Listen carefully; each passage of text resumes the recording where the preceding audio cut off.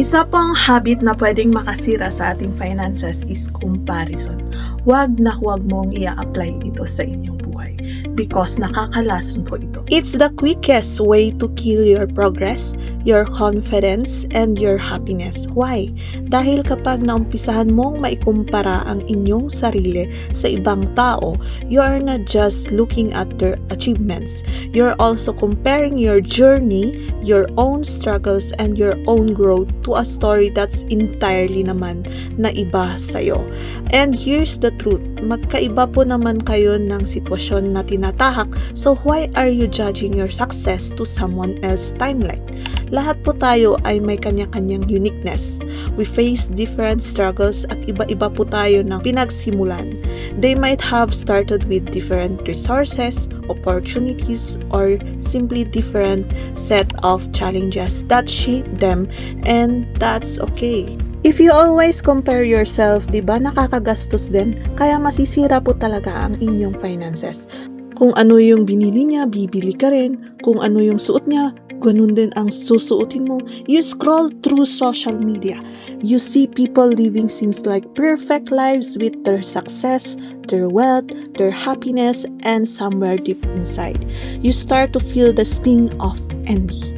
Yan ang mali. Napapatanong ka din sa inyong sarili that why are they succeeding while you seem to be stuck? Why does feel like everyone else is getting ahead and you're just running in place? Yung feeling na parang maraming kulang sa'yo, and that can creep in without you even realizing it. And before you know it, hindi ka na po nakokontento kung anong meron ka. What you need to realize is that comparison steals your focus. Instead of focusing kung anong meron ka, kung ano pa ang pwedeng ma-improve sa inyong sarili, you can control your growth, your decisions, your discipline. You become fixated on what others are doing. Kaya nga po walang nakikitang improvement sa'yo kaya hindi rin nag-i-improve ang inyong finances because you're always focusing yourself on someone else's life and improvement. It will only slow you down. You have your own unique path to walk and your own goals to achieve your timeline. Instead na yung focus mo is nasa success ng ibang tao, shift your focus back to yourself. Ask yourself, what do I want? What is my goal? What can I do today to get closer to the life I want to build?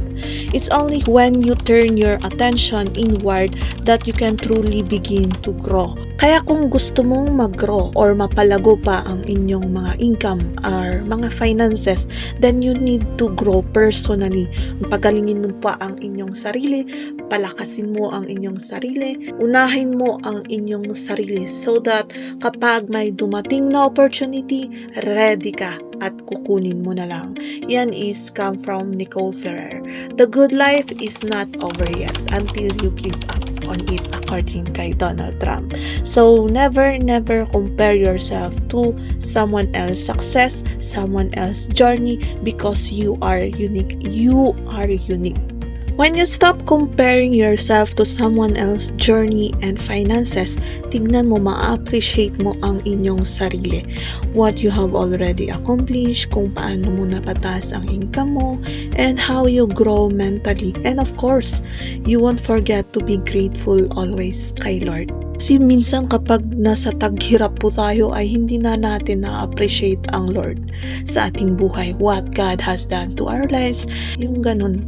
When you focus to yourself and never ever compare, makokontento ka na lang kung ano ang binigay sa'yo ni Lord. And syempre, you live within your means. Hindi yung pasosyal now, iyak later.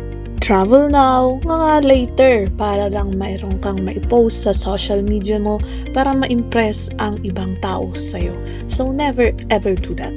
So I hope meron po kayong natutunan in our video for today. So that's it. Once again, this is Ibing Gat Grace saying sharing is caring. Bye. See you.